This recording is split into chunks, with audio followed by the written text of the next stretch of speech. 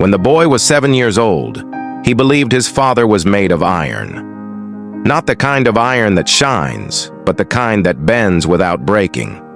The kind that holds a roof up during storms. The kind that doesn't complain when it's tired.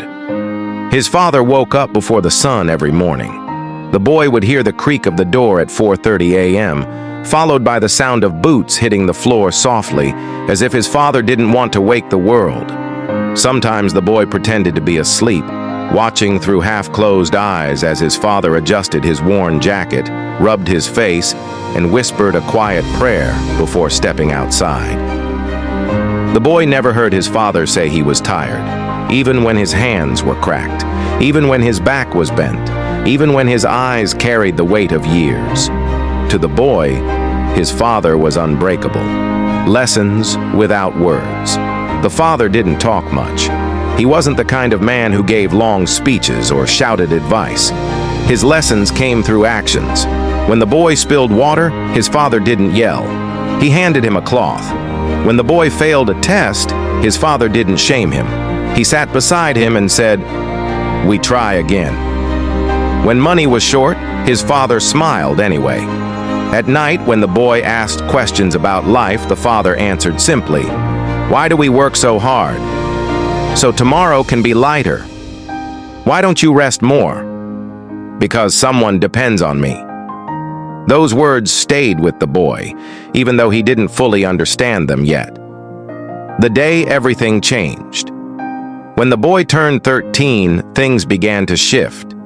He noticed the pauses in his father's steps, the quiet sighs after long days, the way his father sometimes sat alone, staring at nothing. One evening after school, the boy found his father sitting on the porch holding his lower back. His face showed pain, real pain, not hidden, not masked. "Dad, are you okay?" the boy asked. His father smiled. "I'm fine." But this time, the boy knew it wasn't true. That night, for the first time in his life, the boy couldn't sleep. A strange fear settled in his chest. The man he thought was iron was flesh. The shield he leaned on had cracks, and that scared him. The first argument. At 16, the boy wanted freedom. He wanted to hang out late, chase excitement, prove he was grown. His father said no. "You don't understand," the boy snapped. "You don't trust me." His father looked at him quietly. Then he said something that cut deeper than anger. "I trust you.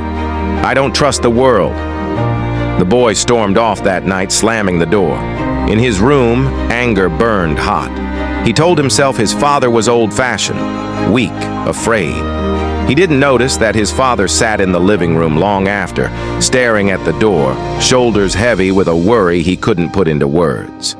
The fall. 2 years later, the boy made a mistake, a big one. One night, one decision, one moment of thinking he knew better. The phone rang at 2 a.m.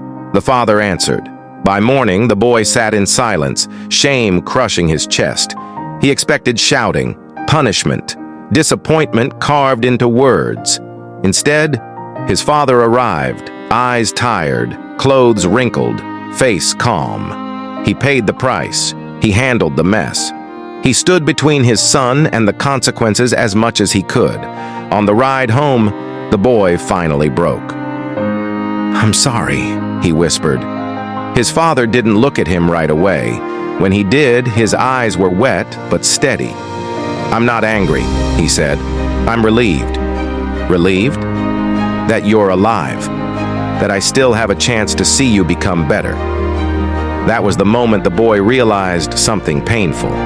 His father wasn't strict because he was controlling. He was strict because he was scared of losing his son.